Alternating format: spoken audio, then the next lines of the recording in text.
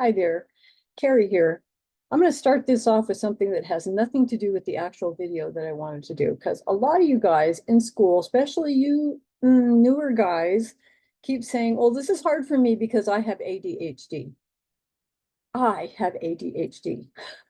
I've also worked with lots of students who had OCD and ADHD and ADD and LMNOP. And I want to tell you that if you have ADHD, then the process by which you will put yourself through to get out to be certified to work will help you work with whatever those diverse neurocomplex patterns are that you have.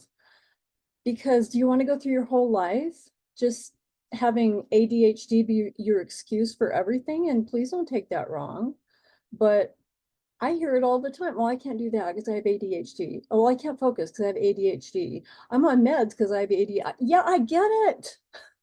I get it. I truly do.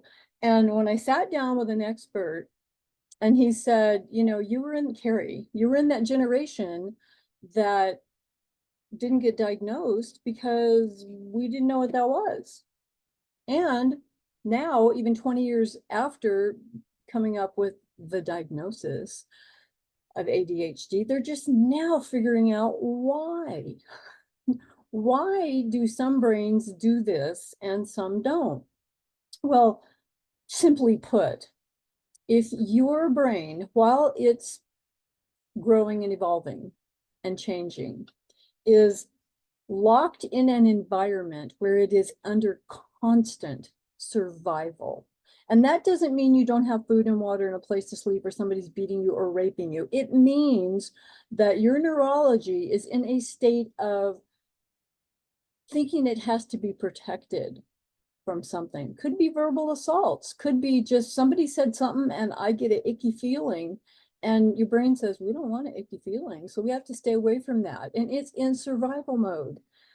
And for a lot of us, we lived in a world that was completely consumed in chaos, where up was down and down was right, and green was turquoise, and sometimes, or red. And you better get it right, or you suffer the consequences, whatever the consequences were of your social group. Now, some consequences could mean you do get the shit beat out of you. Some consequences could mean you get the look. And your neurology is really bright, really smart. It knows what that look means. I didn't say anything. I didn't say anything bad to you. I didn't abuse you. Just every time you disappointed me, the look. The look can be devastating. And we get early on to be able to read other people really fast, really well. We're going to make this a whole separate video. We're empathetic, we're empaths.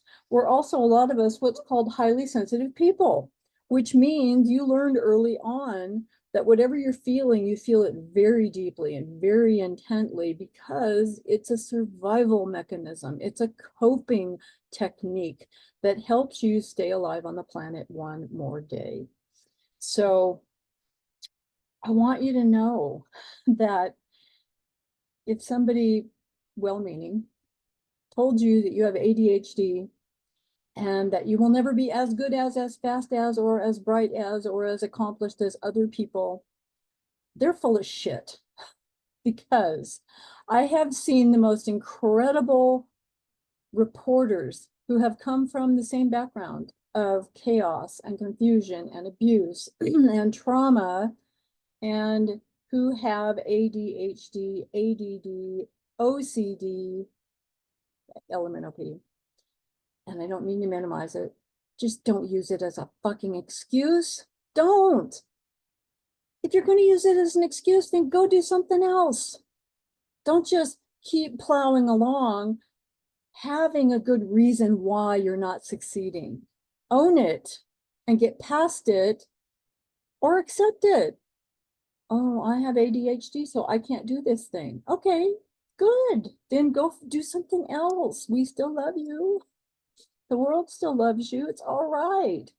There's a reason why there's a 90% dropout rate. Be honest with yourself.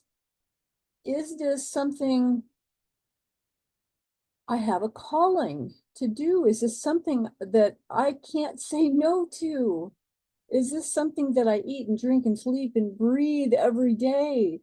But I want to do this. I know I can do this. And no matter what rears its ugly head in front of me, I'm going to. It's who I am. It's what I am. It is the thing that makes great reporters. And I promise you, LMNOP or not, this persistence and consistency and relentless determination will teach your brain to focus when it has to. And you guys see my videos? I mean, my God, I'll start on one subject and then I go over here and then I go over there and then I go somewhere else. And, you know, I'm trying to be more coherent than most of the people in the present presidential campaign. But, you know, that's where my brain goes, squirrel, when I'm not behind that machine. And sometimes, despite my best efforts, squirrel, when I'm behind that machine. That's my job, to corral my brain, to stay focused on the words in front of me, not the words in my head, not the words that are being triggered by something that happened 50 years ago or 20 years ago for some of you guys. To stay focused, focus on the thing that's in front of you at the moment, and then give yourself the ability to not be in that focused environment, to go do something else, that let your brain go where it wants to go, and learn how to free flow with and teach it. You know, I get it. While you're hyper vigilant, you're looking out for threats, except I grew up and I can keep me safe from threats. So enjoy looking at all the squirrels and the birds and the bugs and the butterflies and everything that goes, all the glimmers in life. Start focusing on them to teach your brain that everything is not a threat or a problem that needs to be solved. Life can be enjoyable. I love you guys. I'm going to do another video now about what I was actually going to talk to you about. Love you all. Bye.